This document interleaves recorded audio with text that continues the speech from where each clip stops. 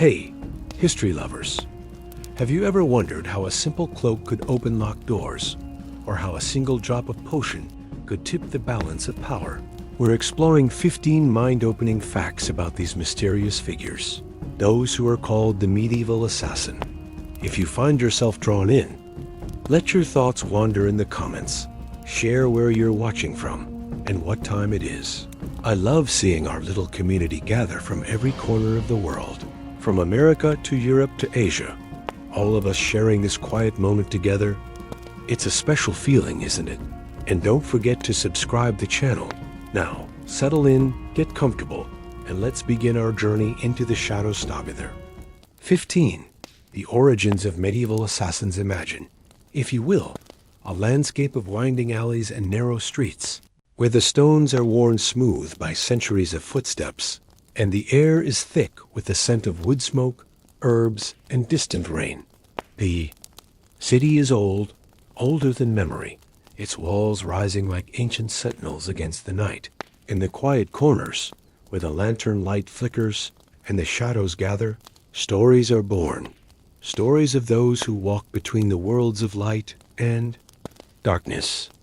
It is here, in these forgotten places, that the origins of the medieval assassin begin to take shape, not as a single moment, but as a slow weaving of many threads. Long before the word assassin would echo through the halls of history, there were those who understood the power of silence, the art of patience, and the wisdom of moving unseen. In every culture, in every age, there have been those who watched from the shadows, who listened more than they spoke, who learned to read the language of glances and gestures. They were not always warriors, nor were they always villains. Sometimes they were guardians, protectors, or even reluctant heroes, but always they were shaped by the world around them, by the tides of power and the quiet desperation of those who lived in the margins. Let us wander, for a moment, through the ancient cities of the world. Picture a bustling market at dusk, the stalls heavy with spices, silks, and the low murmur of bargaining voices. Here, a figure slips through the crowd, unnoticed, their eyes sharp and their movements careful. They are not here to steal or to harm, but to listen, to gather the threads of rumor and truth that drift like smoke on the evening air. In another corner, a scholar sits by candlelight, copying a letter. In careful script, their work is not for fame or fortune, but for the quiet satisfaction of knowing secrets, of holding knowledge that others overlook. These are the ancestors of the assassin. Not in blood, but in spirit, they are the watchers, the listeners, the keepers of hidden things. As the centuries turn, the world grows more complicated. Kingdoms rise and fall, borders shift like sand, and the game of power becomes ever more intricate. In this world, the need for those who can move unseen, who can act without drawing attention, becomes ever more pressing.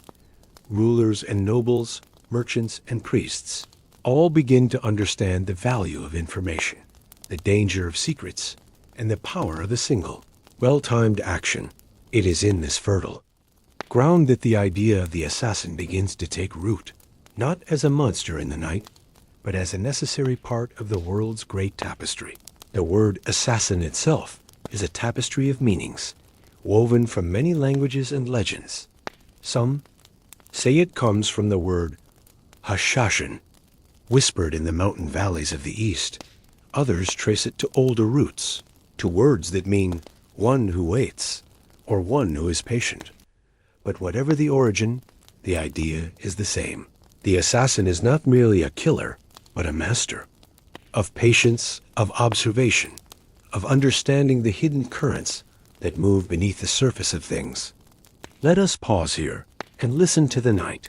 Can you hear the distant sound of footsteps on cobblestones, the soft rustle of a cloak against stone, the quiet breath of someone waiting in the shadows? These are the sounds of the assassin's world, a world that is not always violent, but always attentive, always aware.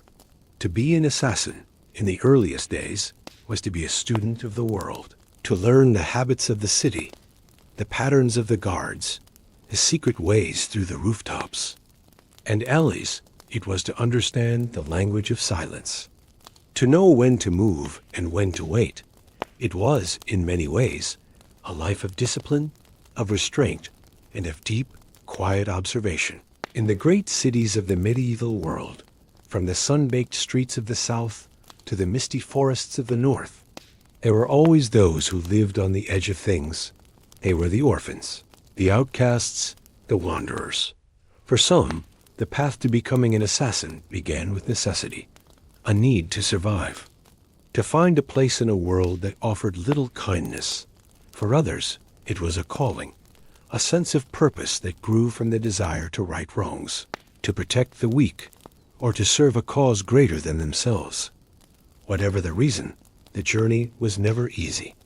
It required patience, humility, and a willingness to learn from the world itself. Imagine for a moment a young apprentice, barely more than a child, watching the world from a rooftop.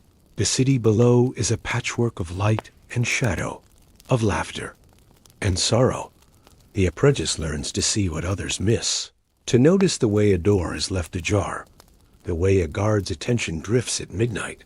They learn to move quietly, to blend in, to become invisible in a world that rarely notices the small or the silent. This is the true beginning of the assassin's art, not in violence, but in observation, in patience, in the slow gathering of knowledge. As the apprentice grows, they are taught by those who came before, old men and women who remember the city as it was, who know the secret histories of every alley and square. They teach the apprentice to listen, not just with their ears, but with their heart, to sense the mood of a crowd, to feel the tension in the air before a storm. They teach the apprentice to wait, to let the world reveal its secrets in its own time. And above all, they teach the apprentice to respect the power of silence, for in silence there is safety, and in patience there is strength. The origins of the medieval assassin are not found in grand battles or famous names. They are found in the quiet moments, in the spaces between words, in the gentle art of waiting. They are found in the stories that are whispered at night, when the world is soft and the heart is open. Stories of those who chose to walk a different path, who found meaning in the shadows, and who learned to see the world not as it appears, but as it truly is. In some places, the assassin's art was passed down through families, a father teaching his son the secret ways of the city, a mother showing her daughter how to read the signs of danger. In other places, it was a brotherhood, a sisterhood, a gathering of those who shared a common purpose. They met in hidden rooms, in quiet gardens, in the forgotten corners of the world. They shared stories, advice, and the quiet comfort of knowing they were not alone. For to be an assassin was, in many ways, to be an outsider, but it was also to be part of a hidden community, bound not by blood, but by trust, by loyalty, and by the shared understanding of what it meant to live in the shadows. As the years passed, the world changed, new powers rose, old empires fell, and the art of the assassin adapted to each new age. But always, at its heart, it remained the same.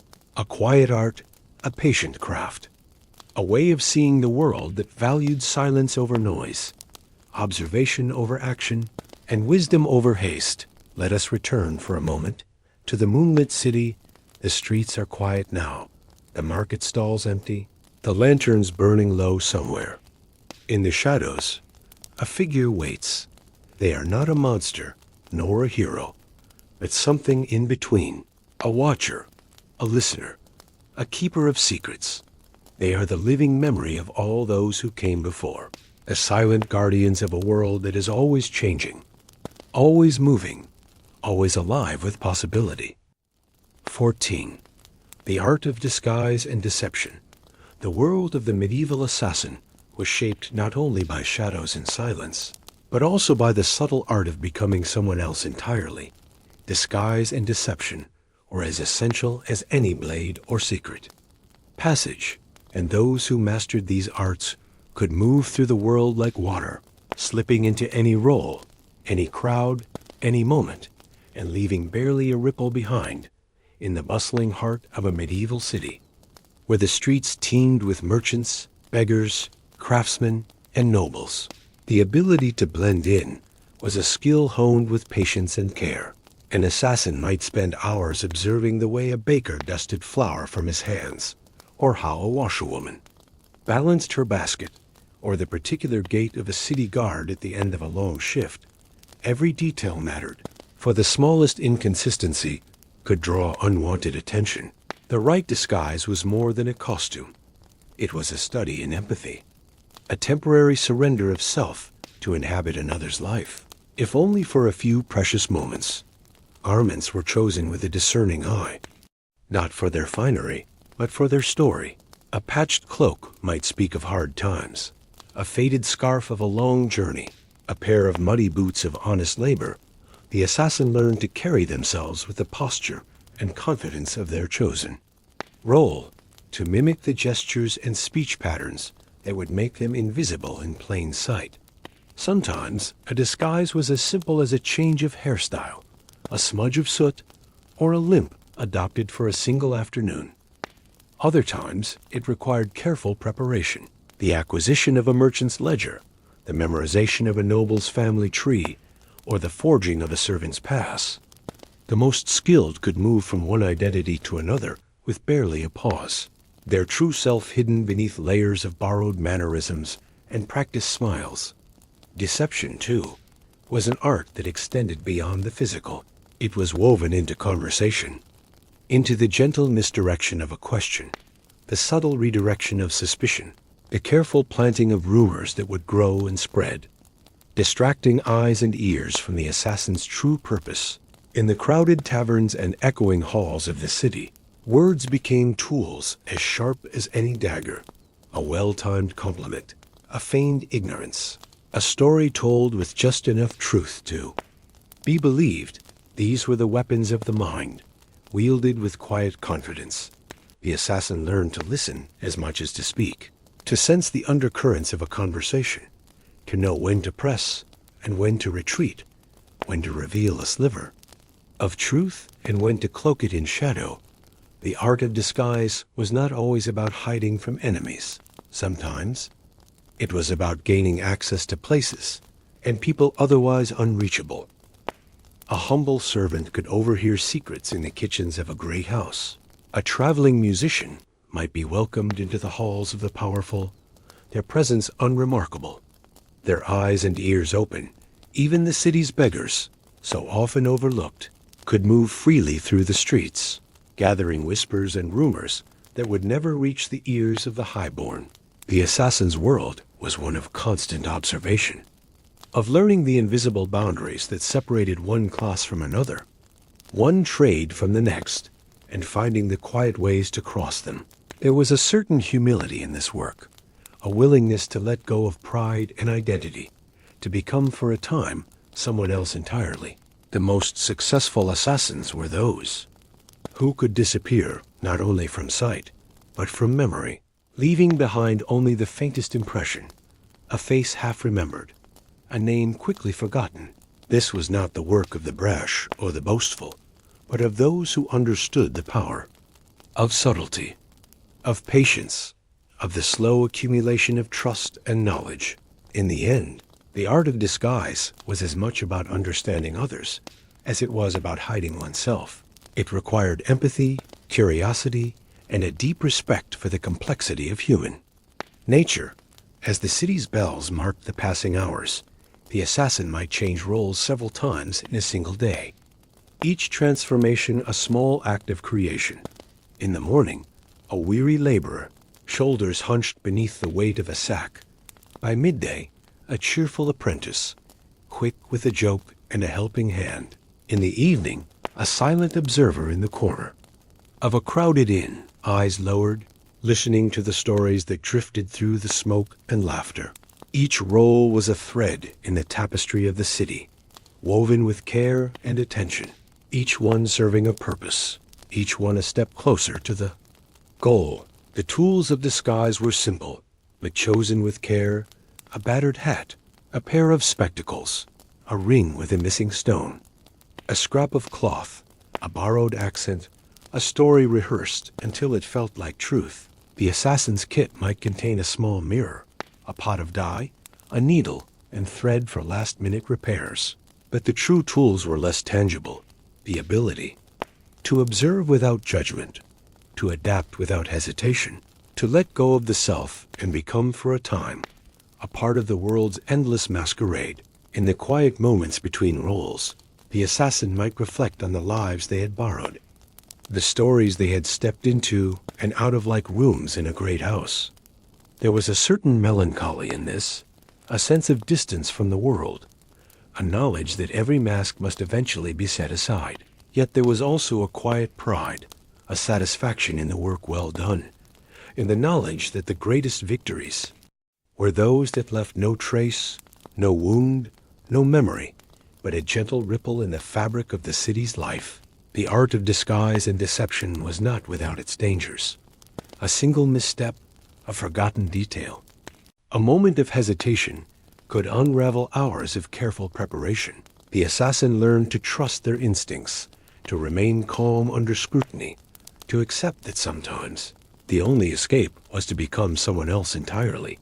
In this way, the boundaries between truth and falsehood, self and other, became blurred, and the assassin moved through the world like a shadow, always present, never seen. As the day faded and the city settled into the hush of evening, the assassin might return to their hidden room, shedding the day's disguises like old skin. There, in the quiet, they would prepare for the next day's work, reviewing the stories they had gathered, the secrets overheard, the faces and names that would become tomorrow's masks. The world outside would continue its endless dance, unaware of the silent watcher in its midst, the one who moved through its heart with the grace of a ghost and the patience of a stone. And so, the art of disguise and deception became not just a means of survival, but a way of seeing the world, of understanding its endless variety, its hidden connections, its quiet possibilities. For the medieval assassin, every day was a new story, every face a new mask, every moment an opportunity to slip, unseen, through the spaces between things, always searching, always learning, always ready to become whatever the world required next. 13. Brotherhoods bound by oath within the winding streets and hidden corners of medieval cities. There existed a world beneath the world, a network of secret societies and brotherhoods that offered both shelter and purpose to those who moved in.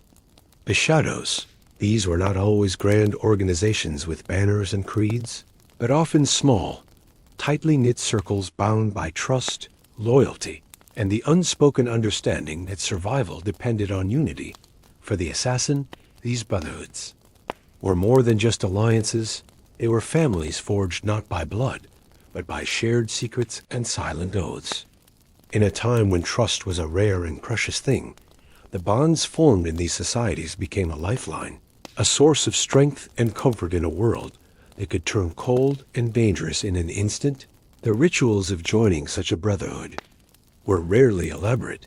Instead, they were marked by simple gestures, a clasped hand, a whispered promise, a token passed from one palm to another. The true initiation was not a single moment, but a gradual process of proving oneself, of showing reliability, discretion, and the willingness to put the needs of the group above personal gain. In the quiet rooms where these societies gathered, there was a sense of belonging that transcended the ordinary boundaries of class or origin. Here, a former noble might sit beside a streetwise orphan, a skilled apothecary beside a nimble-fingered thief, all equal in the eyes of the Brotherhood, all bound by the same code. The code itself was simple, yet profound. Protect the secrets of the society, aid a fellow member in need, and never betray the trust that held the group together. These rules were not written in any book, but lived out in daily acts of loyalty and sacrifice. To break the code was to risk exile, not just from the Brotherhood, but from the only true home many had ever known. The pain of such a loss was not measured in punishment. but in the quiet ache of isolation. The knowledge that one had severed the invisible threads that gave life meaning and direction. Within the safety of the Brotherhood, knowledge was shared. Freely, skills were taught without jealousy, and stories were exchanged in the soft glow of candlelight. An older member might teach a newcomer the art of picking locks, or the subtle language of hand signals used to communicate in silence. Another might share the secrets of blending rare herbs, or the best routes through the city's maze of alleys and rooftops. In this way, the wisdom of generations was preserved and passed on, not as a burden, but as a gift.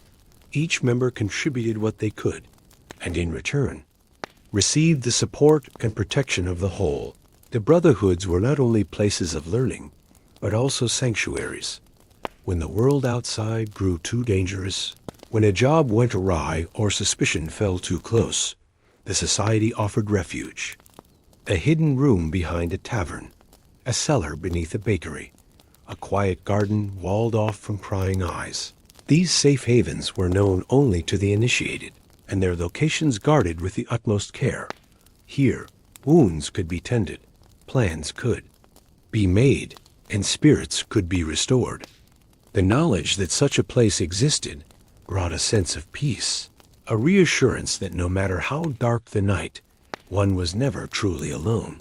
Symbols and signs played a quiet but important role in the life of the Brotherhood. A ring worn on a certain finger, a mark scratched into a doorframe, a phrase spoken in passing. These subtle signals allowed members to recognize one another, to offer help or request aid without drawing attention. In a world where danger could come from any direction, these small gestures became a language of survival, a way to navigate the city's shifting tides with confidence and discretion. The Brotherhoods were not without their challenges. Disagreements arose, tempers flared, and sometimes trust was tested by jealousy or fear.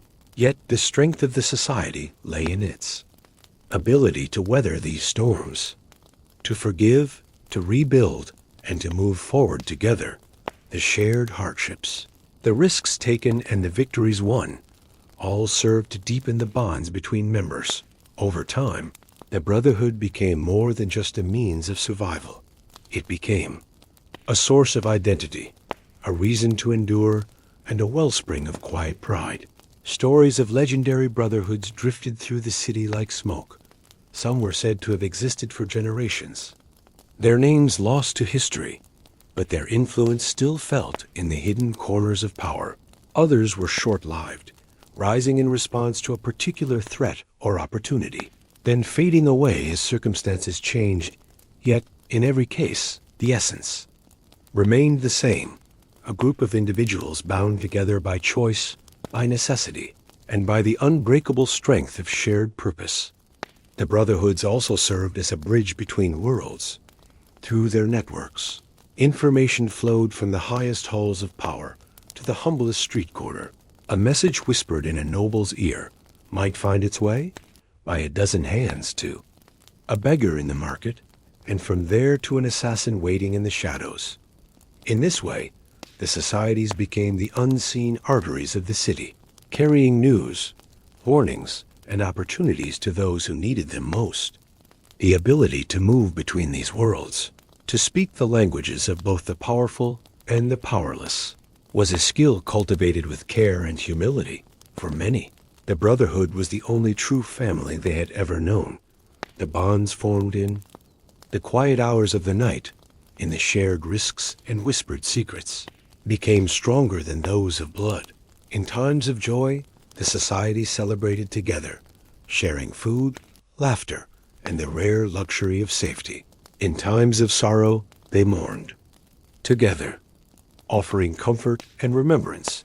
The rituals of the Brotherhood, though simple, carried deep meaning, a reminder that even in a world of shadows, there could be light, warmth, and belonging. As the city's life ebbed and flowed, the Brotherhoods endured, adapting to new threats, new rulers, and new challenges. Their strength lay not in numbers or weapons, but in the quiet resilience of trust, the patient weaving of relationships, and the unwavering commitment to one another. In the end, It was the sense of community, the shared purpose, that allowed the societies to survive when so much else was swept away by the tides of history. The story of the secret societies and brotherhoods is a story of hope as much as it is of survival. It is a reminder that even in the darkest times, people can come together and build something lasting and meaningful out of the fragments of their lives. For the medieval assassin, the Brotherhood was both shield and anchor, a place to return to, a reason to keep moving forward, and a quiet promise that, no matter how far one wandered, there would always be a place to belong. 12. Weapons of the night among the many secrets kept by those who moved in the shadows. None were more carefully guarded than the tools they carried. The weapons of the medieval assassin were not the grand swords and heavy axes that filled the armories of knights and kings, but rather objects of subtlety and precision. Each blade, each vial, each coil of cord was chosen with care, not for show, but for the quiet promise of effectiveness in a world where a single mistake could mean the difference between life and death. The silent blade became both companion and protector, a constant presence in the assassin's hidden world. The dagger was perhaps the most iconic of these tools. Its short, narrow blade was designed for close work, for slipping between ribs or beneath layers of cloth without a sound. The hilt was often wrapped in leather or cloth, worn smooth by years. Of careful handling, some daggers were straight and slender, others curved like a crescent moon. Each was unique, shaped by the hand of its maker and the needs of its owner. The process of forging such a blade was an act of devotion, a ritual. That began with the selection of the right metal and ended with the careful wrapping of the hilt. The blacksmith who crafted these weapons understood that they were not merely tools, but extensions of the person who would wield them. The assassin, in turn, treated each blade with respect, keeping it sharp, clean, and ready for whatever the night might bring.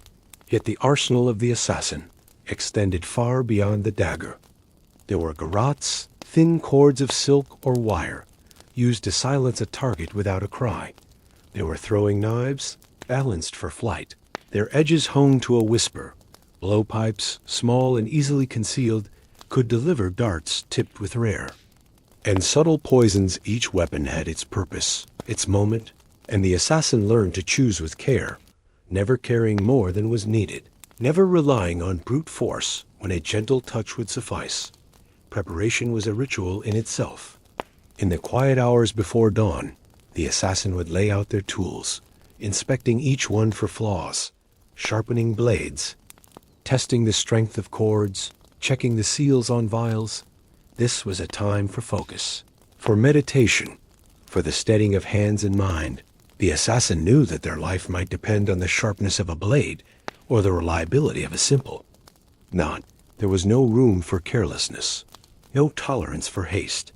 Each movement was deliberate, each decision weighed with the patience of experience. The weapons themselves were often disguised as ordinary objects.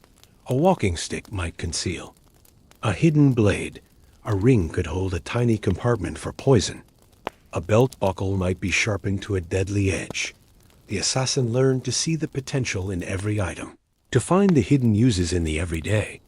This was a lesson in humility and resourcefulness, a reminder that the world was full of possibilities. For those who knew how to look, not every tool was meant for harm. Some were designed for escape, for misdirection, for the gentle art of vanishing without a trace. A handful of caltrops scattered on a cobbled street could slow a pursuer. A small mirror could reveal dangers around a corner.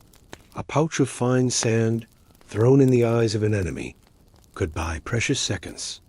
The assassin valued these tools as much as any blade, understanding that survival often depended on the ability to disappear as much as the ability to strike. The relationship between the assassin and their weapons was deeply personal. Each tool carried memories, lessons, and sometimes regrets. The blade that had saved a life, the vial that had ended a threat, the cord that had secured a vital escape, all were reminders of the delicate balance between risk and reward, between action and restraint. The assassin did not seek conflict, but prepared for it, knowing that the true art lay in using the right tool at the right moment, and in knowing when to let the moment pass. Craftsmen played a quiet but vital role in this world. The blacksmith, the apothecary, the leatherworker. Each contributed their skill and knowledge, often without ever knowing the true purpose of their work. Their creations were passed from hand to hand, their names forgotten, but their legacy lived on in the silent successes and narrow escapes of those who trusted their craft. There was a quiet pride in this, a satisfaction that came from knowing that one's work had made a difference, even if the story was never told. Legends grew around certain weapons, tales of a dagger that never dulled, a poison so rare that only a handful existed, a cloak woven with threads that shimmered in the moonlight, making the wearer almost invisible. These stories were passed down through the Brotherhoods, part of the lore that bound the community together. Yet the true assassin knew that the greatest weapon was not the blade or the poison, but the mind, the patience, the ability to wait for the right moment. The tools were only as good as the hand that wielded them, and the wisdom that guided their use. As the night deepened and the city grew quiet, the assassin would return there, tools to their places, each blade cleaned and oiled, each file carefully sealed. There was a sense of ritual in this, a quiet respect for the objects that had served so well. The knowledge that everything was in order brought a sense of peace, a gentle reassurance that, whatever the next day might bring, they were prepared. The silent blade and the tools of the night were more than instruments of harm. They were symbols of preparation, of thoughtfulness, of the quiet power that comes from being ready for whatever the world may bring. In every life, there are moments when we must choose our tools, when we must prepare for the challenges ahead. The assassin's way was a lesson in readiness, in humility, and in the understanding that sometimes the most powerful actions are those that leave no mark at all. 11. Espionage and intelligence gathering within the intricate web of medieval life. The art of gathering secrets was as vital as any blade or disguise. The assassin's world was not only built on silent footsteps and hidden weapons, but also on the gentle, patient craft of listening, watching, and piecing together the truths that drifted like mist through the corridors of power. In the great halls of stone, where the air was cool and the flicker of candlelight cast long shadows, information became a currency more valuable than gold. The ability to collect, interpret, and use knowledge was a skill that could change the fate of kingdoms, and for the assassin, it was a daily practice, woven into every moment, every glance, every word spoken or left unsaid. The day might begin in the bustling market, where the assassin, dressed as a humble vendor or a curious traveler, would listen to the gossip that flowed as freely as the river. Here, the voices of merchants, servants, and travelers mingled, each one carrying a fragment of news, a rumor, a warning. The assassin learned to listen not just to what was said, but to how it was said, to the hesitation in a voice, the nervous glance, the laughter that seemed a little too forced. Every detail was a clue, every conversation a potential thread in the tapestry of secrets that stretched across the city and beyond.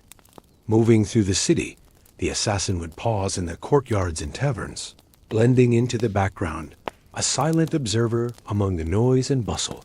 In the kitchens of great houses, servants spoke freely, believing themselves unseen. In the stables, grooms and messengers exchanged news from distant lands. In the quiet corners of the city's churches and gardens, whispered confessions and hurried meetings revealed the hopes and fears of the powerful and the powerless alike. The assassin became a collector of stories, a gatherer of fragments, piecing together the hidden patterns that shaped the world. The tools of espionage were as varied as the secrets themselves. A scrap of parchment, hidden in the lining of a cloak, might carry a coded message. A wax tablet, easily erased, could record a list of names or a map of secret passages. A ring with A hollow stone might conceal a tiny note. A loaf of bread, baked with a slip of parchment inside, could pass unnoticed through the hands of a dozen people before reaching its true recipient. The assassin learned to write in code, to hide messages in plain sight, to use symbols and signs that only the initiated would understand. A flower left on a windowsill, a pattern of knots in a string, a phrase spoken in passing, each one a message, a warning, a call for help. Espionage was not only about collecting information, but also about building networks of trust. The assassin cultivated relationships with those who moved unseen through the city, beggars, street children, traveling performers, and humble tradespeople. Each one became a pair of eyes, a set of ears, a source of news and rumor. These networks were built slowly, with patience and care. A kind word, a small favor, a promise kept. Over time, the assassin became a trusted friend, a confidant, a protector. In return, they received the gift of knowledge, the quiet assurance that no secret could remain hidden for long. Within the great halls of power, the assassin's work became even more delicate. Here, every word was weighed, every gesture watched. The powerful surrounded themselves with guards and advisors, but even the most careful ruler could not control every whisper, every glance, every fleeting moment of vulnerability.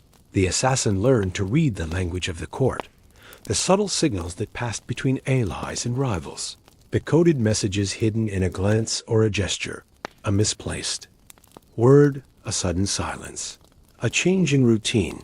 All became clues, pieces of a puzzle that, when assembled, revealed the true shape of power. The risks of espionage were ever present. A careless word, a glance held too long, a note discovered by the wrong hands. Any of these could bring suspicion, danger, even death. The assassin learned to be cautious, to trust no one completely, to keep their own secrets close. They shared only what was necessary, always weighing the risks, always watching for signs of betrayal. The greatest danger was not always the enemy with a sword, but the friend with a loose tongue, the ally whose loyalty could be bought or broken. In the quiet hours of the night, the assassin would review what they had learned, piecing together the fragments of conversation, the hints and clues, a name mentioned in passing, a meeting arranged in secret, a shipment delayed without explanation. Each detail was a thread, and the assassin wove them together with patience and care. Sometimes the pattern was clear, a plot uncovered, a danger averted. Other times, the threads led only to more questions, more mysteries. But always, there was the satisfaction of discovery, the quiet thrill of seeing the world as it truly was. Beneath the surface of appearances and lies, the networks of espionage extended far beyond the city walls. Messengers carried coded letters across the countryside. Trusted allies waited in distant towns. In times of war, the assassin's information could tip the balance of a battle, warn of an ambush, or reveal the plans of an enemy. In times of peace, it could prevent a conflict, expose a traitor, or protect the innocent from harm. The assassin became a silent guardian, a watcher in the night, their work unseen, but their influence felt in every corner of the land. Espionage was also a test of character. The assassin learned to listen more than they spoke, to observe without judgment, to be patient and humble. They became a friend to the lonely, a helper to the desperate, a silent presence in the lives of those who would never know their true purpose. In this way, the assassin's work became a quiet act of service, a way of protecting the world from the dangers that lurked in the shadows. The art of intelligence gathering was not without its moments of wonder. There were times when a single word, overheard at the right moment, could change the course of history. A letter found in a forgotten drawer, a conversation overheard in a garden. These small moments, unnoticed by most, became the turning points of kingdoms. The assassin did not seek glory or recognition. Their work was done in silence, their victories known only to a few. But in the end, it was their patience, their attention to detail, that shaped the fate of nations. The networks of spies and informants were delicate. Each member played a part. Each one trusted the others to do the same. Messages were passed from hand to hand, coded and disguised. Meetings were arranged in secret, in the back rooms of taverns, in the quiet corners of churches. It was a dance of trust and suspicion, a balance that could be shattered by a single mistake. Yet when it worked, it was a thing of beauty, a silent symphony of information and action. The tools of the trade were often simple, but used with great skill. A hollowed-out book, its pages concealing a message. A candle with a tiny key hidden in its wax. A piece of jewelry that could be taken apart to reveal a map. The assassin learned to see the world differently. Every object, every gesture, every word became a potential clue, a possible message. It was a way of living that was both exhausting and exhilarating. A constant game of observation and deduction. As the city settled into the hush of night, the assassin would return to their hidden room. There, by the light of a single candle, they would record what they had learned, writing in code, disguising the most important details. The message would be passed on, perhaps by a trusted friend, perhaps by a stranger who did not even know what they carried. In this way, the web of secrets grew, each thread connecting one life to another, each secret a link in the chain of history. Espionage was not just a matter of survival, but a way of understanding the world. The assassin became a student of human nature, learning to see the hopes and fears that drove people to action, the quiet desperation that led to betrayal, the small acts of kindness that built trust. In every life, there were secrets, and in every secret, a story waiting to be told. The art of gathering intelligence was a lesson in humility, in patience, in the quiet power of observation. The assassin learned that even the smallest detail could change the course of a life, that a single moment of insight could save a kingdom or destroy a dream. In the end, the true strength of the assassin lay not in their weapons or their disguises, but in their ability to listen, to watch, to understand, and to act with wisdom and care. The world of espionage was a world of shadows, of whispers in the halls, of secrets passed from hand to hand. It was a world that demanded courage, patience, and above all, trust. For the medieval assassin, it was both a calling and a way of life, a quiet promise to protect, to serve, and to see the world as it truly was, beneath the surface of appearances and lies. 10. Vanishing without a trace in the labyrinth of medieval streets, where every corner held a secret and every shadow could conceal a watcher. The art of escape was as essential as any blade or disguise. For the assassin, the ability to vanish without a trace was not merely a skill, but a philosophy, a way of moving through the world with the quiet confidence that no matter how closely danger pressed, there was always a path to safety. This art was not about running blindly or relying on luck, but about reading the world with patient eyes, understanding its rhythms, and trusting in the wisdom of preparation and adaptability. The city itself became a living map, its alleys and rooftops, its cellars and hidden courtyards, all part of a silent language known only to those who had spent years learning its secrets. The assassin would walk these streets by day, noting the loose stones, the doors that never quite latched, the windows that opened onto empty lanes.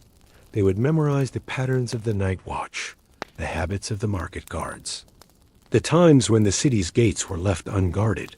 Every detail was stored away, ready to be called upon in a moment of need. The art of escape began long before the first hint of danger, in the slow, careful gathering of knowledge, and the quiet confidence that comes from being prepared. Tools of escape were chosen with the same care as any weapon. A length of rope, coiled and hidden beneath a cloak, could become a lifeline over a high wall. A small hook, perfect for catching the edge of a rooftop. A pouch of fine powder, ready to scatter and erase the trace of a footprint. Even a simple change of clothing, a hat pulled low, a scarf wrapped around the face, could transform the assassin into just another face in the crowd. The most valuable tool, however, was always the mind, quick and calm, able to see possibilities where others saw only obstacles. When the moment of escape arrived, it was rarely marked by panic or haste. Instead, the assassin would move with the quiet assurance of one who had rehearsed every step, a shadow slipping through a window, feet silent on the stone, a leap from a rooftop, a dash through a narrow alley, a pause in a darkened doorway to let pursuers rush past. The city itself seemed to conspire in the escape, offering hidden doors, secret passages, and the comforting anonymity of a crowd. The assassin trusted in their preparation, in their relationships built with innkeepers and bakers, with street children and market vendors. Each ally was a thread in the web of escape, ready to offer a hiding place, a warning, or a simple distraction at just the right moment. Beyond the city, the countryside offered its own lessons. The assassin learned to read the land as carefully as the streets, to follow the paths of deer and foxes, to find shelter in thickets and hollows. A stream could hide footprints. A patch of reeds could conceal a crouching figure. The world was full of places to vanish for those who knew how to look. The assassin moved with the patience of a hunter, the caution of a wild thing, trusting in the quiet wisdom of nature and the lessons learned from 1,000 careful observations. Escape was not always a matter of flight. Sometimes it was the art of becoming invisible in plain sight. The assassin might slip into the role of a laborer, a merchant, a beggar, blending into the crowd with practiced ease. A change of posture, a borrowed accent, a new set of clothes, and the pursuer's eyes would slide past, searching for someone who no longer existed. The ability to disappear was as much about understanding people as it was about knowing the city. The assassin learned to read the mood of a crowd, to sense when suspicion was rising, to know when to move and when to wait. In this way, escape became a dance, a gentle weaving through the spaces between attention and indifference. There were times when escape required ingenuity. A locked door might be opened with a sliver of metal, a barred window with a whispered promise to a sympathetic guard. A narrow canal could become a highway to freedom, a festival crowd a shield against pursuit. The assassin valued creativity, the ability to improvise, to turn a setback into an opportunity. Every escape was a lesson, every narrow miss a story to be remembered and learned from. Over time, the assassin's confidence grew, not from arrogance, but from the quiet knowledge that they had faced danger and survived, that they could trust in their own resourcefulness and the wisdom of their allies. The art of escape was also an art of patience. There were moments when the only choice was to wait, to let the danger pass, to trust in the safety of a hidden room or a friendly cellar. The assassin learned to quiet their breath, to still their thoughts, to become part of the silence. In these moments, time seemed to stretch, each heartbeat a reminder of the thin line between safety and discovery. Yet, in the stillness, there was also a kind of peace, a sense of being present in the world, of trusting in the strength of preparation and the kindness of those who offered shelter. Legends grew around the escapes that left no trace. Stories of locked rooms found empty at dawn, of prisoners vanished from guarded cells, of messages delivered despite every road being watched. These tales were passed from one generation to the next, not as boasts, but as quiet reminders of what was possible. The greatest escapes were those that left behind only questions, only the faintest ripple in the fabric of the city's life. The assassin took pride not in the drama of the drama chase, but in the gentle art of slipping away unnoticed, of becoming a ghost in the memory of those who searched in vain. The relationships built in the pursuit of escape were as important as any tool or skill. The assassin learned to value trust, to repay kindness with loyalty, to remember the faces and names of those who had offered help. In times of need, these connections became lifelines, a network of support that stretched across the city and beyond. The knowledge that there was always a door to knock on, a friend to turn to, brought a sense of comfort, a reassurance that no matter how dark the night, one was never truly alone. Escape was not only a matter of survival, but a way of moving through the world with humility and grace. The assassin understood that to disappear was not to conquer, but to yield, to let go of pride and the need to be seen. The quiet path, the hidden door, the unnoticed exit. These became the true victories. The art of escape was a lesson in letting go, in trusting in the wisdom of preparation, the strength of community, and the gentle power of patience. As the city's life ebbed and flowed, the assassin continued to walk its streets, always alert, always ready. The art of escape became second nature, a quiet confidence that allowed them to move through the world with ease. Each day brought new challenges, new dangers, but also new opportunities to learn, to adapt, to grow. The assassin's story was one of resilience, of quiet courage, and of the enduring hope that, no matter how closely danger pressed, there was always a way forward, always a path through the shadows. In the end, the art of escape was not just a skill, but a way of seeing the world. A gentle reminder that every obstacle could become an opportunity, every closed door a chance to find a new path. For the medieval assassin, the ability to vanish without a trace was both shield and freedom, a quiet promise that, no matter how dark the night, there was always a way home. 9. Infiltrating the unreachable, moving deeper into the world of shadows. The assassin's journey often led to places where few dared to tread. The most closely guarded courts, the fortified castles, the private chambers of the powerful, all became stages for the quiet drama of infiltration. Here, the art of disguise was elevated to its highest form, not merely a matter of changing clothes or adopting a new accent, but a complete transformation of self. A careful study of every detail that might open a door or close it forever. The assassin became a master of observation, learning to read the subtle codes of dress, gesture, and speech that marked the boundaries between outsider and insider, friend and foe.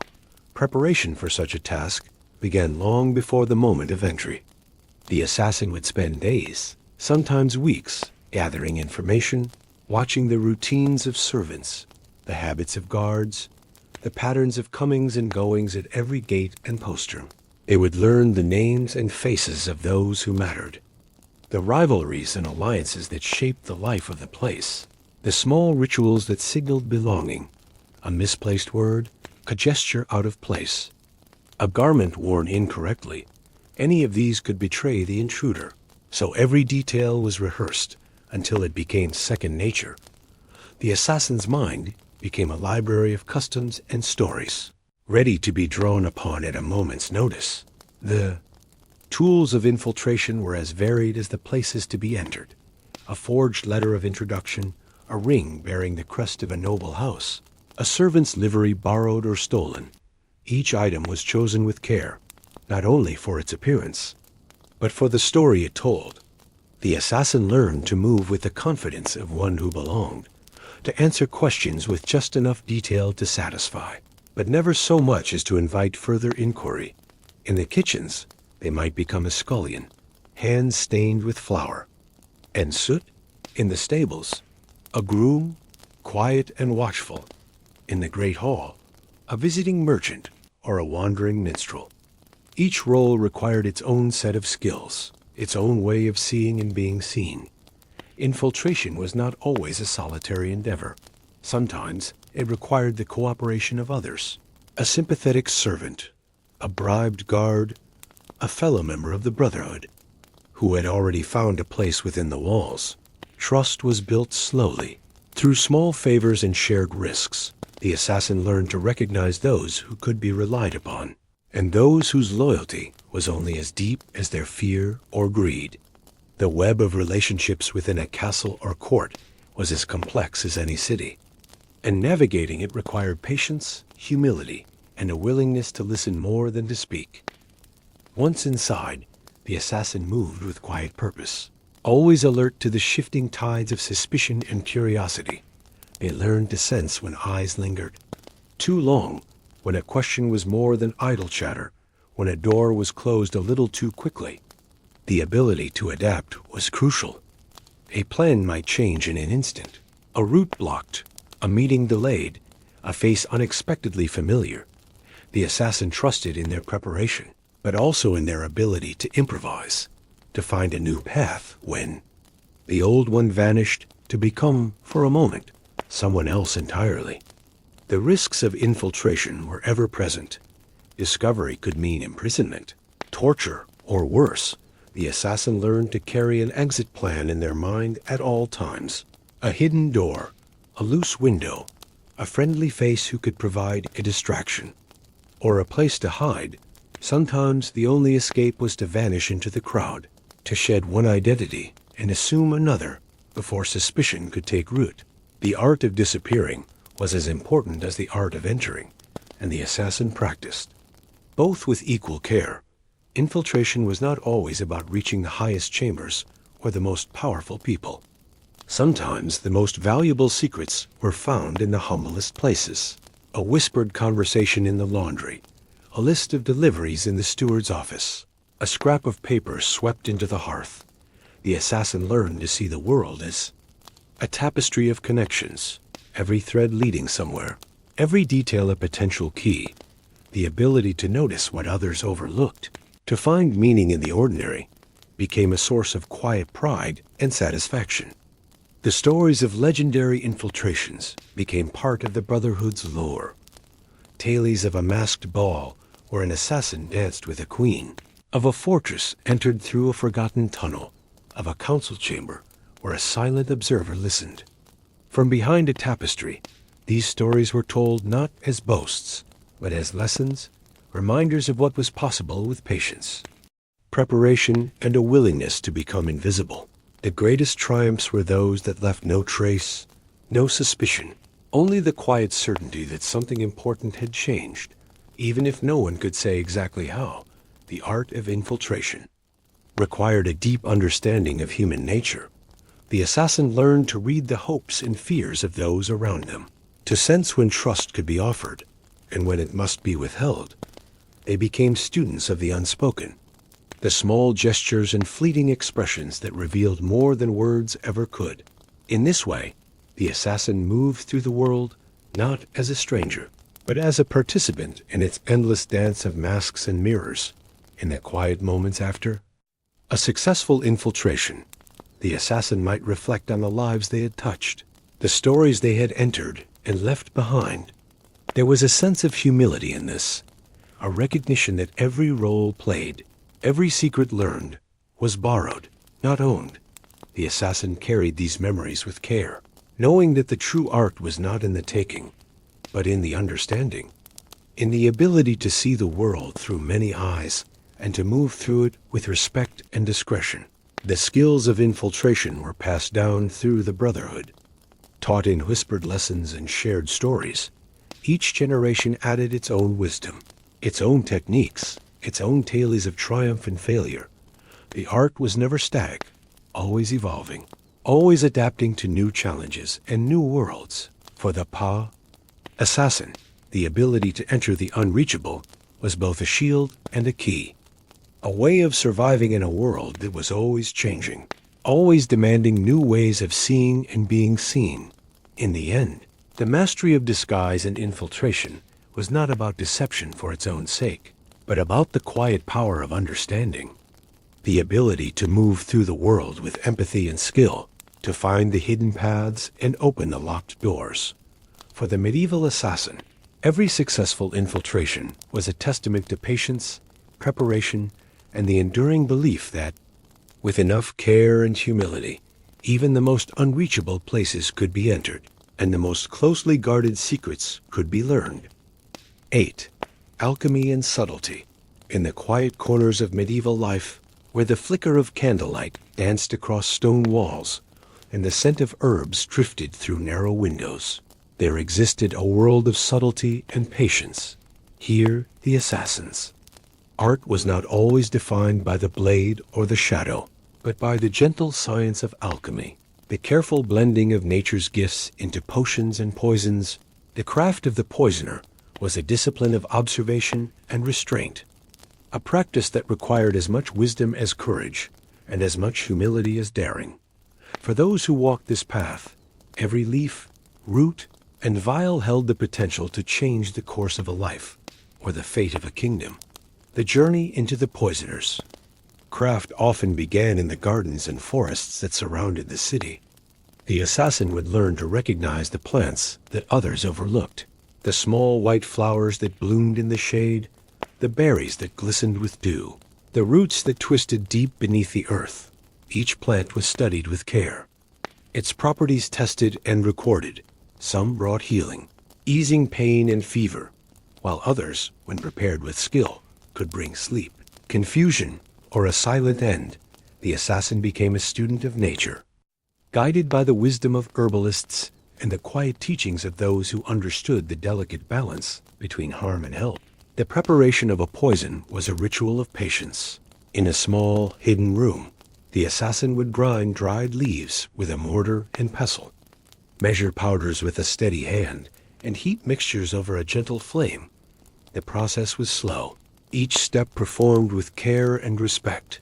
The air would fill with the scent of crushed herbs, the soft bubbling of a simmering brew, the quiet clink of glass and metal. The assassin learned to trust their senses, to recognize the subtle changes in color and scent that signaled a potion was ready, or that a mistake had been made. There was no room for haste, no tolerance for carelessness. The smallest error could mean disaster, not only for the intended target, but for the poisoner themselves. The tools of the trade were simple, yet essential. A collection of small vials, each carefully labeled and sealed. A set of fine brushes for applying a tincture to the edge of a blade.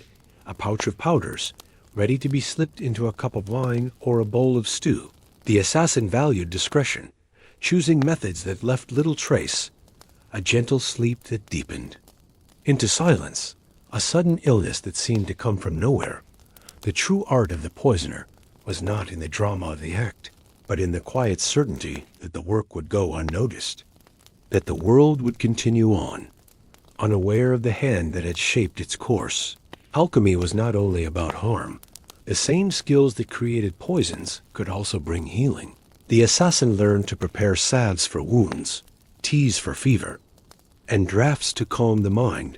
In times of need, these remedies became as valuable as any weapon, a way to mend what had been broken, to restore strength and hope. The line between poison and medicine was thin, defined only by intention and dose. The assassin walked this line with care, guided by the knowledge that every action carried consequences, every choice a ripple in the fabric of life.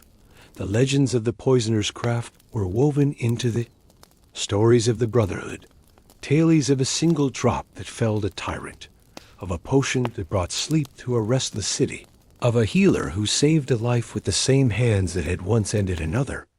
These stories were told in hushed voices, not as boasts, but as reminders of the power and responsibility that came with the craft. The greatest poisoners were those who understood restraint, who used their skills not for glory, but for the quiet work of shaping the world from behind the scenes. The study of alchemy was a lifelong pursuit. The assassin would seek out the wisdom of apothecaries, monks, and wise women, learning the secrets of rare plants and the mysteries of transformation.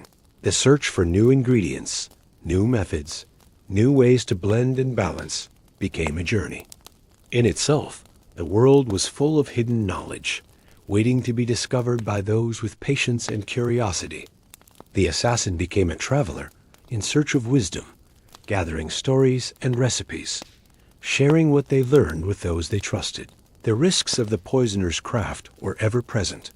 A careless touch, a forgotten step, a moment of distraction.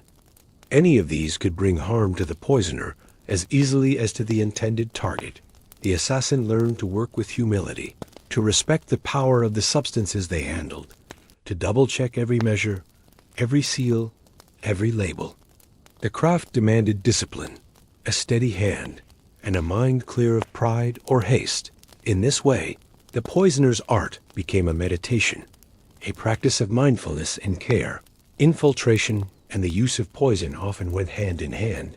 The assassin might slip unnoticed into a kitchen, a banquet hall, a private chamber, blending in as a servant or a guest, a vial hidden in a sleeve, a powder concealed in a ring, a tincture brushed onto the rim of a goblet. Each act was performed with calm precision, the assassin trusting in their preparation, their knowledge, and their ability to remain unseen.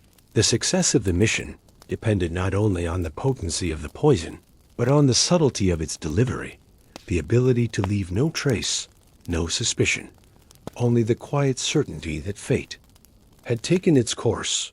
The Brotherhood valued the poisoner's skills, recognizing that sometimes the gentlest touch could achieve what no blade or threat could accomplish. The stories of legendary poisoners were passed down as lessons, reminders of the importance of patience, observation, and the quiet power of subtlety. The assassin learned that true strength lay not in force, but in the ability to shape events with care and wisdom, to act without drawing attention, to leave the world changed but undisturbed. The craft of the poisoner was also a lesson in compassion. The same hands that prepared a deadly draught could also heal a wound, ease a pain, or comfort a friend. The assassin learned to see the world in shades of gray, to understand that every action carried both risk and reward. The choice to use a poison or to withhold it became a question of conscience, a test of character. In this way, the poisoner's art became a mirror, reflecting the complexity of the world and the quiet strength required to move through it with care. As the assassin's journey continued, the lessons of alchemy and subtlety became woven into every aspect of their life. The ability to observe, to wait, to act with precision and restraint became second nature. The world was full of hidden possibilities, of quiet moments where a single choice could change everything. The assassin moved through this world with humility, curiosity, and the gentle confidence that comes from knowing the power of patience and the wisdom of subtlety. In the end, the poisoner's craft was not about death, but about understanding, about the quiet art of shaping the world with care. For the medieval assassin, the lessons of alchemy became a guide, a way of seeing the world not as a place of certainty, but as a tapestry of possibilities, each thread waiting to be woven with patience, skill, and a gentle hand. 7. Ethics and rules of the shadow. Beneath the surface of every secret society, and behind the silent eyes of every assassin, there existed a code, a set of ethics and rules that shaped every decision and every action. This code was not written in any book or carved into stone, but lived in the hearts and memories of those who walked the shadowed path. It was passed down in whispered lessons, in the quiet example of elders, and in the stories told by firelight when the world outside was too dangerous to face. The assassin's code was a living thing, shaped by the needs of the Brotherhood, the demands of survival, and the quiet hope that even in a world of darkness, there could be honor and meaning. The first lesson of the code was restraint. The assassin learned that power was not to be used carelessly, that every action carried consequences, and that the true measure of skill was not in how many lives were taken, but in how many were spared. The blade was a last resort, a tool to be used only when all other options had failed. The assassin valued patience, the ability to wait for the right moment, to observe and understand before acting. In this way, the code became a shield, protecting both the assassin and the world from the dangers of pride and haste. Loyalty was another pillar of the code. Loyalty to the Brotherhood, to those who shared the risks and burdens of the shadowed life. The assassin learned to trust their companions, to share knowledge and resources, to offer help without expectation of reward. Betrayal was the greatest sin, not only because it endangered lives, but because it broke the invisible bonds that held the Brotherhood together. The stories of those who had betrayed the code were told as warnings, reminders of the pain and isolation that followed such choices. The assassin understood that trust was a fragile thing, built slowly and easily lost. Discretion was a constant companion. The assassin moved through the world without drawing attention, blending into the background, leaving no trace. The code demanded silence, not only in action, but in word. Secrets were to be kept, not shared, and the details of a mission were never to be spoken of outside the Brotherhood. This discipline extended to every aspect of life, from the smallest gesture to the most important decision. The assassin learned to value humility, to let go of the need for recognition or praise, finding satisfaction in the quiet knowledge of a job well done. Mercy was a lesson learned through hardship.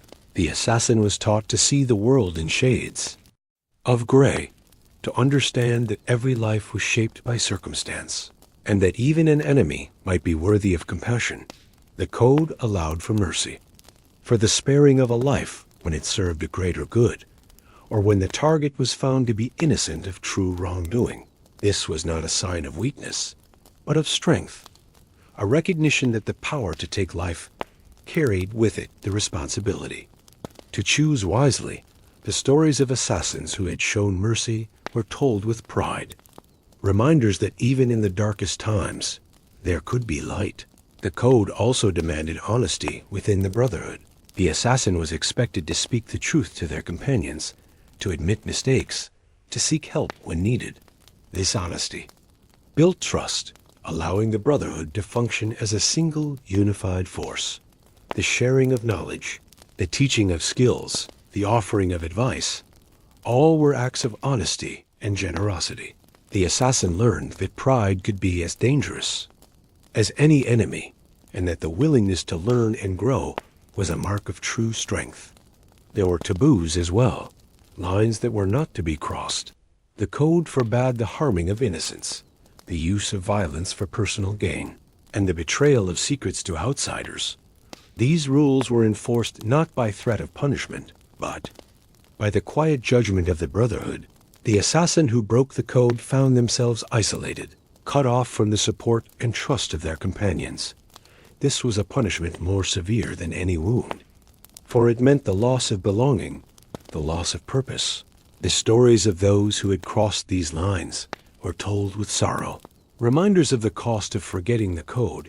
The code was not static, but evolved with the times. Each generation added its own lessons, its own interpretations. The elders of the Brotherhood would gather to discuss changes, to debate the meaning of honor and duty. The code was shaped by experience, by the challenges faced, and the wisdom gained. In this way, it remained alive, a living guide that adapted to the needs of the present while honoring the lessons of the past. The assassin's code was also a source of comfort, a way to find meaning in a life lived in the shadows. It offered a sense of purpose, a reason to endure hardship and danger. The rituals of the code, the oaths taken, and the promises kept became anchors in a world that was often uncertain and chaotic. The assassin found strength in the knowledge that they were part of something larger, that their actions, however small, contributed to the well-being of the Brotherhood and the world beyond. The teaching of the code began early. Young apprentices were taught to respect life, to value patience, to seek understanding before judgment. They learned through stories, through observation, and through the quiet example of their elders. The lessons were reinforced through practice, through the daily rituals of the Brotherhood, and through the gentle correction of mistakes. The code was not a burden, but a gift, a way to navigate the complexities of the world with wisdom and grace. The code also shaped the way the assassin viewed their work. Missions were chosen with care, targets selected not for personal gain, but for the greater good. The assassin learned to weigh the consequences of their actions, to consider the impact on the innocent, and to seek solutions that minimized harm. The code demanded creativity, the ability to find nonviolent solutions, to use words and persuasion as often as the blade. In this way, The assassin became not only a taker of life, but a protector, a guardian of balance in a world that often teetered on the edge of chaos. The stories of the Code were woven into the fabric of the Brotherhood, told and retold as reminders of what it meant to walk the shadowed path. These stories offered guidance, inspiration, and sometimes warning. They were a way to pass on the lessons of the past, to honor the sacrifices of those who had come before, and to remind each new generation of the responsibilities they carried. The Code was a living legacy, a thread that connected the assassin to their companions, to their history, and to the world they served. In the quiet moments between missions, the assassin might reflect on the Code. Considering the choices made and the lessons learned, there was a sense of peace in this reflection, a gentle reassurance that, even in a world of uncertainty, there was a way to move forward with integrity and purpose. The Code became a compass, guiding the assassin through the darkness, offering direction when the path seemed unclear. The ethics and rules of the shadow were not always easy to follow. There were times of doubt, of temptation, of fear. Yet the strength of the Brotherhood, the support of companions, and the quiet wisdom of the Code offered a way through. The assassin learned to forgive themselves for mistakes, to seek redemption, and to continue striving for the ideals that defined their path. In this way, the Code became not only a set of rules, but a source of hope, a reminder that even in the darkest times, there could be honor, compassion, and light. 6. Payment, patronage, and power in the world of the medieval assassin. Silence was a currency as valuable as gold. The price of a whispered secret, a vanished rival, or a message delivered unseen was measured not only in coins, but in trust, reputation, and the delicate balance of power. The assassin's work was rarely done for glory or fame. Instead, it was a quiet transaction, a negotiation that took place in the shadows, where every word and gesture carried weight. The exchange of payment and patronage was a ritual as old as the craft itself, shaping the destinies of both those who hired and those who served. The process of arranging a commission was often shrouded in secrecy. A noble might send a trusted servant to deliver a sealed letter. A merchant might pass a coded message through a network of intermediaries. The assassin would weigh each request with care, considering not only the reward offered, but the risks involved, the reputation of the patron, and the potential consequences for the Brotherhood. Payment was rarely discussed openly. Instead, it was understood through subtle signals. A heavy purse left beneath a loose stone, a favor promised in return for silence, a token exchanged as a sign of good faith. Gold was the most common form of payment, but it was not the only one. Sometimes, the price of silence was a piece of information, a safe haven, or the promise of future assistance.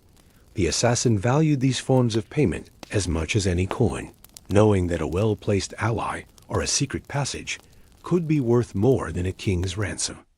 The art of negotiation was a skill in itself, requiring patience, intuition, and the ability to read the true intentions behind every offer.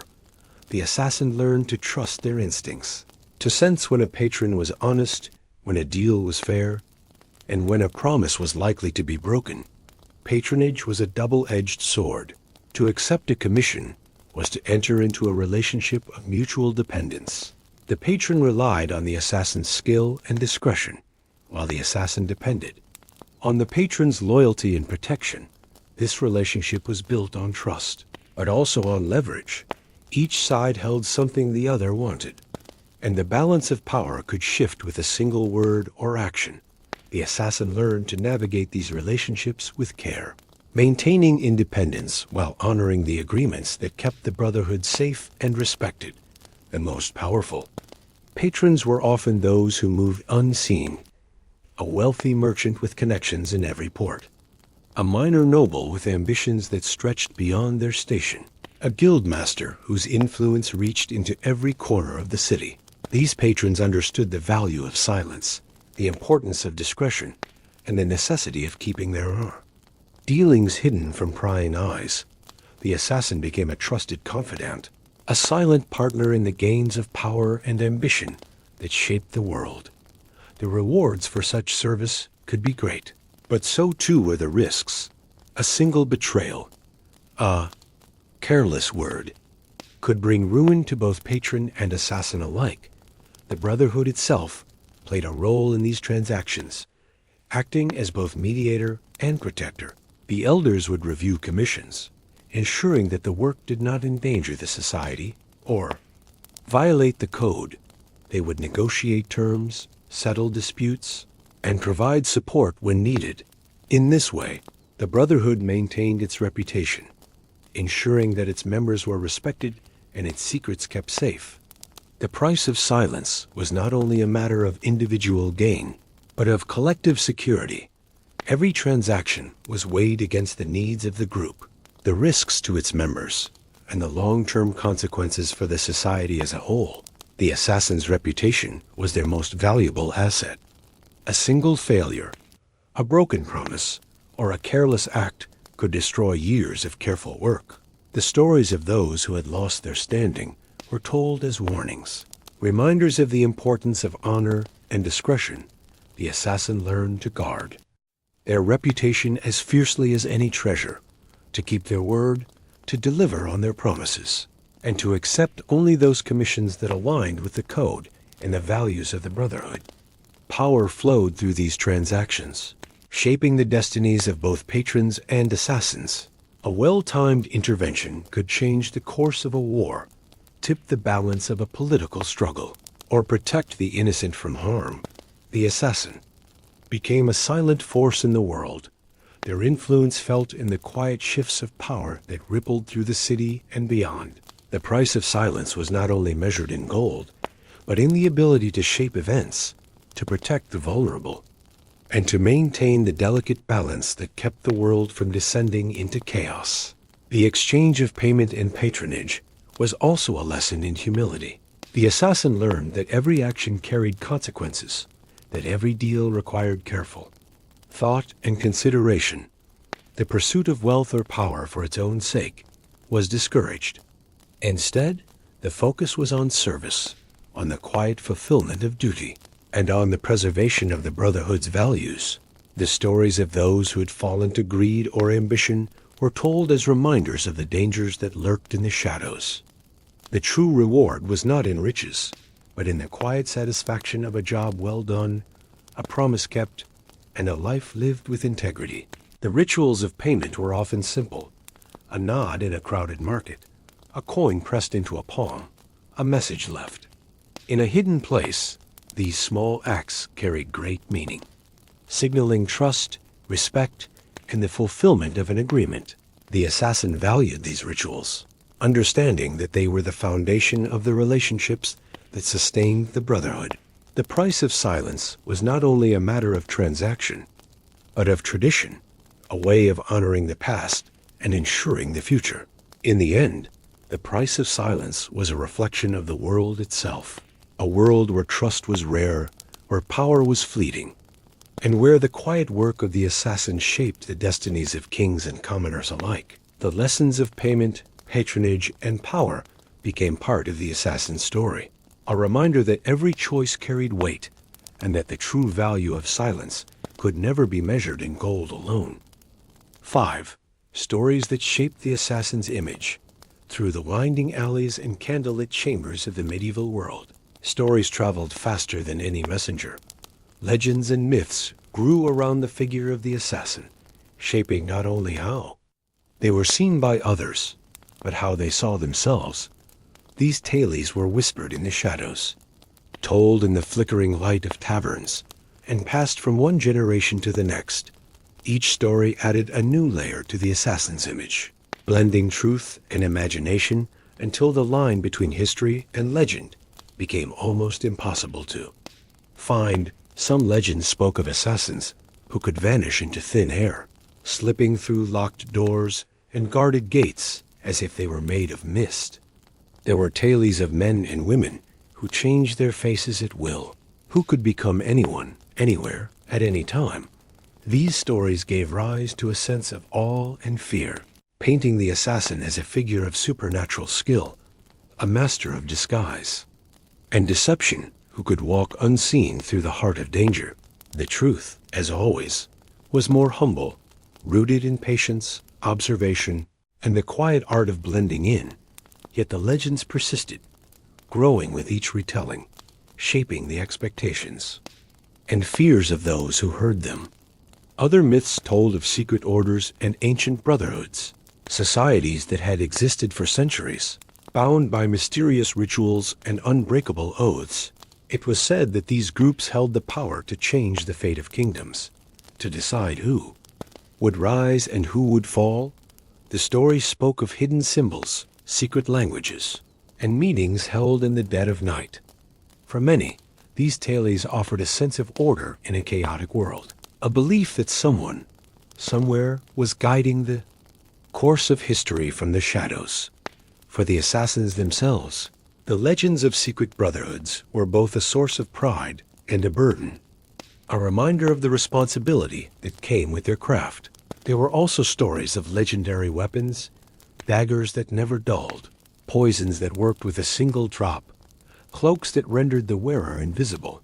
These magical objects became symbols of the assassin's art, tokens of the power and mystery that surrounded their work. In reality, the tools of the trade were simple, chosen for their reliability and effectiveness. Yet the legends of enchanted blades and secret potions added a sense of wonder to the assassin's image, inspiring both admiration and caution. The myths of the assassin were not always tales of darkness and death. Some stories spoke of assassins who used their skills to protect the innocent, to right wrongs, and to bring justice where the law could not reach. These figures became folk heroes, celebrated in song and story. Their deeds were exaggerated, their motives purified, but the core of the legend remained, the idea that even in the shadows, there could be light. The assassin as protector, as avenger, as silent guardian, became a powerful symbol, offering hope to those who lived in fear and uncertainty. In the courts of the powerful, the legends of the assassin took on a different tone. Rulers and nobles told stories of invisible threats, of enemies who could strike without warning. These tales were used to justify new laws, to inspire loyalty, and to keep rivals in check. The fear of the unseen assassin became a tool of power, a way to control the hearts and minds of those who might otherwise rebel. The assassin's image, shaped by legend, became a weapon in the hands of those who understood the power of fear. The brotherhoods themselves contributed to the growth of these legends. Sometimes, a story was allowed to spread, a rumor left unchallenged, a mystery left unsolved. The assassin understood that reputation was as valuable as any blade, that the fear of the unknown could be a shield as well as a sword. By cultivating an air of mystery, by allowing the legends to grow, the brotherhood protected itself, discouraging would-be enemies and attracting those who sought the safety and purpose of the shadowed path. Yet, within the brotherhood, the stories served another purpose. They were a way to teach, to inspire, to remind each new generation of the values and lessons that define the craft. The tales of legendary assassins, of great escapes and impossible missions became part of the training, a source of wisdom and caution. The myths were not only about power and skill, but about humility, patience, and the importance of serving a greater good. The stories reminded the assassin that their work was not about glory, but about balance, about the quiet shaping of the world from behind the scenes. The legends also offered comfort in times of doubt, when the path grew dark, when the risks seemed too great.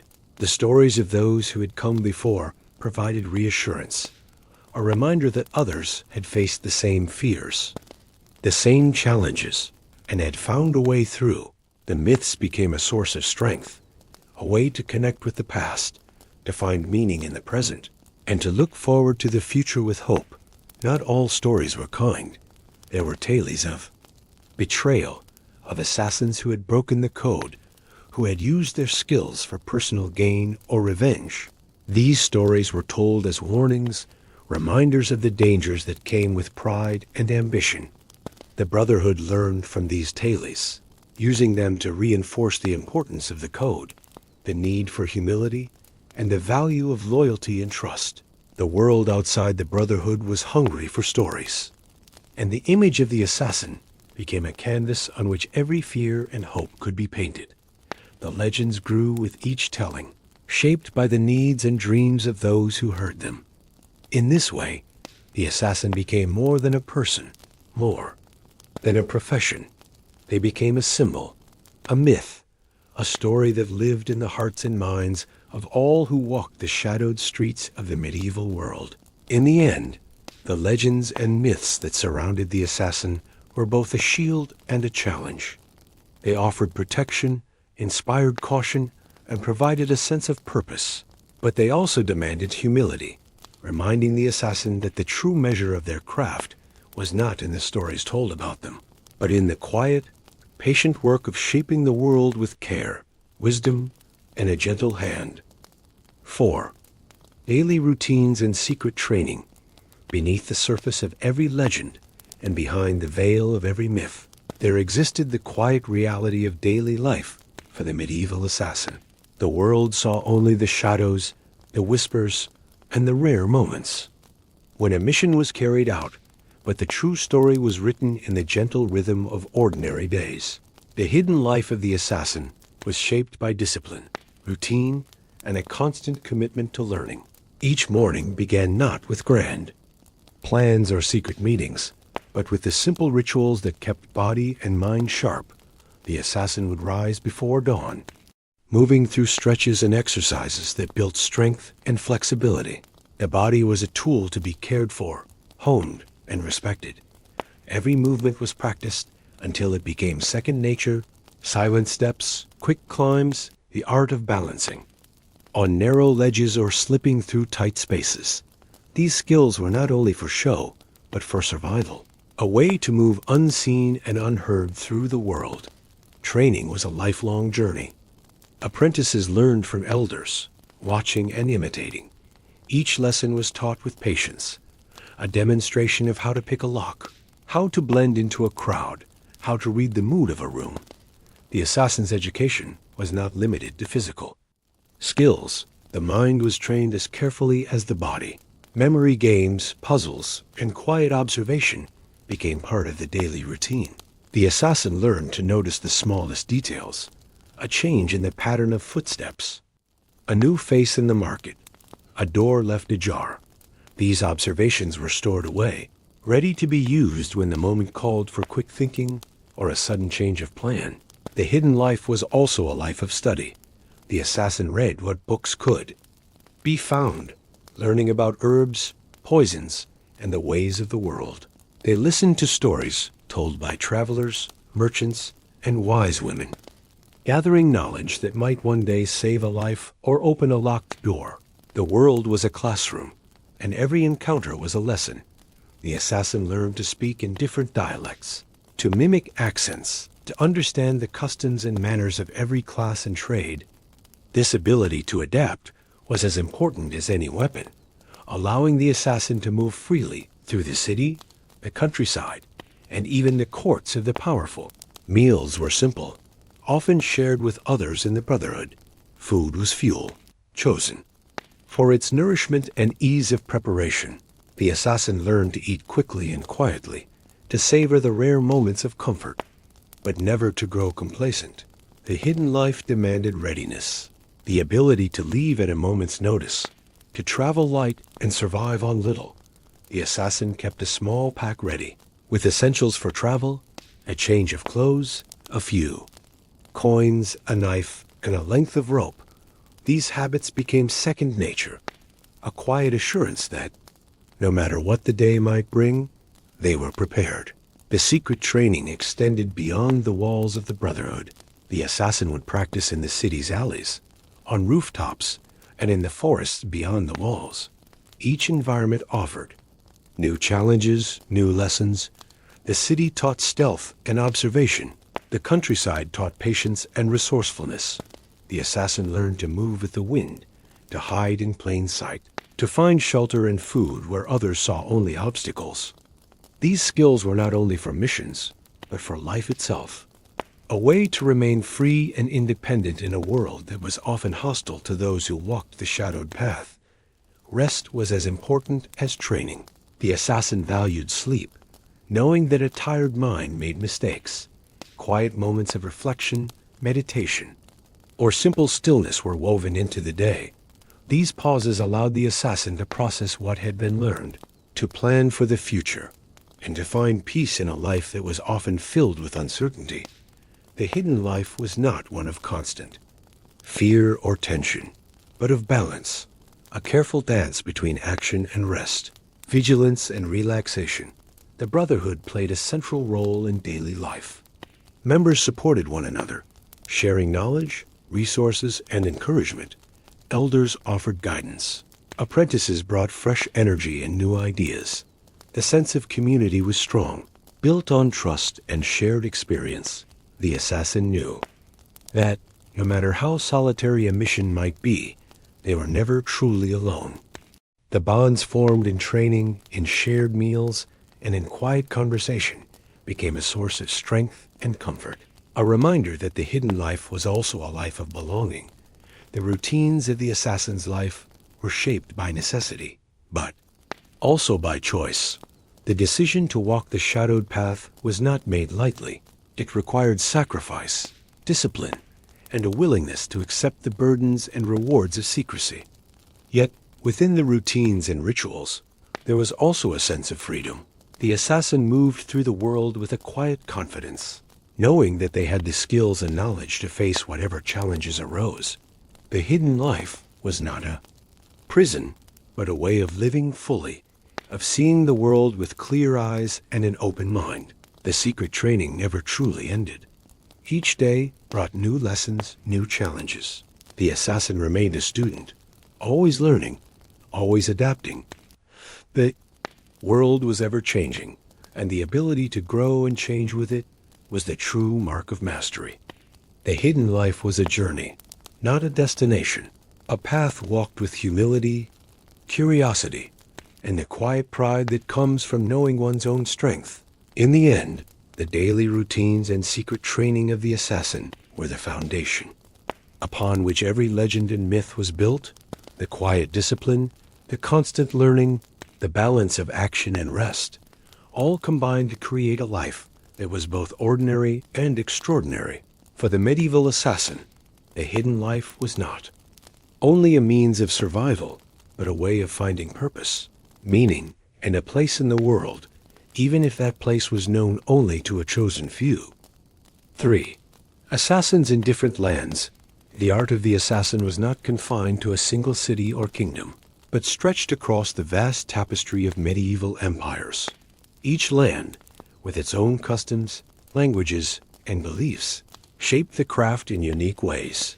The assassin's skills, though rooted in the same principles of patience, observation, and subtlety, took on new forms as they traveled from the bustling markets of the Mediterranean to the misty forests of the north, from the sun-baked deserts to the green valleys of distant isles. The brotherhoods and secret societies that flourished in one place might be unknown in another. Yet the quiet work of the assassin was a thread that connected them all. In the great cities of southern Europe, where marble palaces rose above winding canals and narrow alleys, the assassin moved through crowds of merchants, sailors, and nobles. Here, the art of disguise was refined to a high degree. The assassin might pose as a gondolier, a spice trader, or a visiting scholar, blending into the vibrant life of the city. The politics of these places were complex, with rival families and powerful guilds vying for influence. The assassin's work was often entangled in these struggles, hired to tip the balance in a silent war of secrets and alliances. The use of poisons, subtle messages, and coded signals became a hallmark of the craft in these lands, where a single word or gesture could change the fate of a dynasty traveling. North, the world changed. The forests grew dense, the air cool and damp, and the cities were built of timber and stone. Here, the assassin relied more on stealth and survival skills, moving through the shadows of ancient castles and along the hidden paths that wound through the woods. The Brotherhoods in these regions were smaller, more insular, bound by oaths of loyalty and shared hardship. The assassin learned to read the signs left by others. A mark on a tree, a stone turned just so. These signals guided them to safe houses, hidden caches, and allies who could be trusted. The work was quieter, more solitary, but no less vital. The assassin became a silent guardian, watching over the borders and the wild places where danger often came unseen. In the East, the craft of the assassin was shaped by the traditions of great empires and ancient cities. The skills of the shadow were passed down through generations, taught in secret, schools and guarded by families who had served rulers for centuries.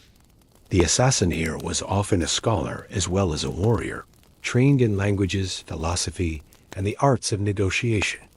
The use of coded writing, invisible inks, and intricate locks became part of the daily routine the assassin might serve. As a diplomat, a messenger, or a trusted advisor, moving through the courts of sultans and princes with quiet authority, the balance between loyalty and independence was carefully maintained, and the code of the Brotherhood was honored with great seriousness. Across the deserts and mountains, the assassin's path was shaped by the harshness of the land. Survival required resourcefulness, adaptability, and a deep understanding of the rhythms of nature. The assassin learned to travel light, to find water where others saw only sand, to read the stars and the winds. In these places, the Brotherhoods were often bound by necessity, formed from travelers, traders, and wanderers who shared the dangers of the road. The assassin became a guide, a protector, and sometimes a judge, settling disputes and keeping the peace in places where the law was distant and uncertain. On the islands and coasts, the assassin moved with the tides, learning the ways of sailors and fishermen. The sea offered both danger and opportunity, and the assassin's skills were adapted to the shifting world of ships and harbors. Messages were hidden in knots and carvings, alliances formed over shared voyages, and storms weathered together. The assassin learned to swim, to climb rigging, to disappear into the crowds of a busy port. The Brotherhoods here were fluid, their members coming and going with the seasons, yet the bonds of trust and shared purpose remained strong.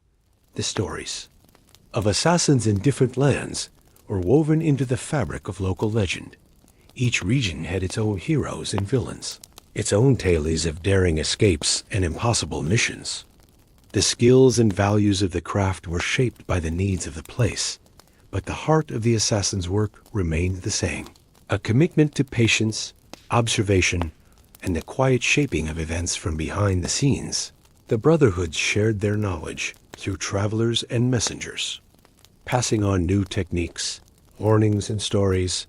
In this way, the craft continued to evolve, adapting to new challenges and new worlds. The assassin's journey across empires was also a journey of learning. Each new land offered lessons, new ways of seeing and being. The assassin learned to respect the customs and beliefs of others, to adapt their methods to fit the needs of the place. The ability to listen, to observe, to move with humility and curiosity became as important as any weapon or disguise. The Brotherhoods welcomed those who brought new skills and ideas, understanding that the strength of the craft lay in its diversity, its ability to change and grow with the world. The quiet work of the assassin was often overlooked by history, yet its influence could be felt in the turning of empires, the rise and fall of rulers, and the survival of those who lived in the margins. The stories of assassins in different lands became part of the shared lore of the Brotherhood, reminders that, no matter how far one traveled, there was always a place to belong, a code to follow, and a purpose to serve. In the end, the assassin's path across empires was a testament to the power of adaptability, patience, and the quiet strength that comes from understanding the world in all its variety. For the medieval assassin, every journey was a chance to learn, to grow, and to find new ways to serve the Brotherhood and the world beyond the shadows. 2. How assassins changed history. The quiet work of the assassin, so often hidden from the eyes of the world, left a legacy that rippled through the centuries, shaping the course of history in ways both subtle and profound, while the names of kings and conquerors filled the chronicles. The influence of those who moved in the shadows was felt in the turning of empires, the rise and fall of dynasties, and the delicate balance of power that defined the medieval world. The legacy of the assassin was not written in grand monuments or celebrated in public festivals, but in the silent shifts that changed the fate of nations, the whispered warnings that averted disaster, and the unseen hands that guided the course of events from behind the scenes in the courts of the powerful. The presence of the assassin was both a threat and a reassurance. Rulers knew that their actions were watched, that their secrets were never entirely safe. This knowledge shaped their decisions, encouraging caution, diplomacy, and the careful weighing of risks. The fear of the unseen blade, the possibility of a silent watcher, became a force that tempered ambition and curbed the excesses of power. The assassin's legacy was not only in the missions carried out, but in the restraint their existence inspired, a quiet check on the arrogance of those who believed themselves untouchable. The brotherhoods and secret societies that trained and protected assassins became centers of influence in their own right. Their networks of information, alliances, and favors allowed them to shape events far beyond their numbers. A single message, delivered at the right moment, could prevent a war, expose a traitor, or save a life. The assassin's ability to gather intelligence, to see the patterns beneath the surface, made them invaluable to those who understood the true nature of power. The legacy of these societies was not only in the actions they took, but in the knowledge they preserved, the skills they passed down, and the quiet wisdom that guided their choices. The stories of legendary assassins became part of the folklore of every land. Tales of impossible escapes, daring missions, and acts of mercy or justice were told and retold, shaping the way people understood the world. These stories inspired both fear and hope, reminding rulers that they were never beyond reach, and offering comfort to those who lived in the shadows. The myths and legends that grew around the assassin's craft became tools in themselves, shaping reputations, deterring enemies, and attracting those who sought the safety and purpose of the Brotherhood. The legacy of the assassin was also felt in the evolution of law and order. As rulers sought to protect themselves from unseen threats, they developed new systems of security, new codes of conduct, and new ways of gathering information. The presence of the assassin forced the world to adapt, to become more vigilant, more careful, and more just. In this way, the quiet work of the shadow became a catalyst for change, driving the development of new ideas and institutions that shaped the future. In times of crisis, the assassin's skills became a lifeline. When war threatened, when famine struck, when the balance of power teetered on the edge, the Brotherhoods offered guidance, protection, and the quiet assurance that someone was watching. The ability to move unseen, to gather information, to act with precision and restraint, allowed the assassin to serve as a guardian as well as a weapon. Their legacy was not only in the lives they ended, but in the lives they saved, the peace they preserved, and the hope they offered to those who had nowhere else to turn. The influence of the assassin extended beyond the borders of any one land. As the craft spread across empires, it brought with it new ideas, new techniques, and new ways of seeing the world. The exchange of knowledge between brotherhoods, the sharing of stories and skills, created a network of influence that transcended language, culture, and distance. The legacy of the assassin became a thread that connected distant lands, a quiet force that shaped the destiny of the medieval world. The lessons of the assassins. Craft endured long after the missions were completed. The values of patience, observation, humility, and restraint became part of the wisdom passed down through generations. the code of the Brotherhood, the rituals of training, and the stories of legendary figures all served to remind those who followed of the responsibilities and possibilities of the shadowed path. The legacy of the assassin was not only in the actions taken, but in the ideals upheld, the lives touched, and the quiet hope that, even in the darkest times, there could be light. The world changed. Empires rose and fell, but the influence of the assassin remained. Their work was rarely celebrated, often misunderstood, but always present, shaping the course of events in ways that could not be measured or seen. The legacy of the shadows was a legacy of quiet strength, of resilience, and of the enduring belief that, with patience and wisdom, even the smallest actions could change the world. For the medieval assassin, the knowledge that their work mattered, that their choices shaped the future, was both a burden and a gift. The legacy they left behind was not only in the stories told about them, but in the lives they touched, the peace they preserved, and the hope they inspired. In the end, the true measure of their influence was not in the fear they inspired, but in the quiet, lasting change they brought to the world. A legacy written not in stone, but in the hearts and memories of those who walked the path of shadows. 1. The enduring mystery of the medieval assassin as the centuries slipped quietly into memory. The figure of the medieval assassin remained shrouded in mystery. Their stories, woven from the threads of truth and legend, continued to drift through the halls of history like a gentle breeze, never quite settling, always inviting new questions. The world changed, empires rose and fell, cities grew and faded. But the image of the silent watcher, the unseen hand, lingered in the imagination of all who heard the tales.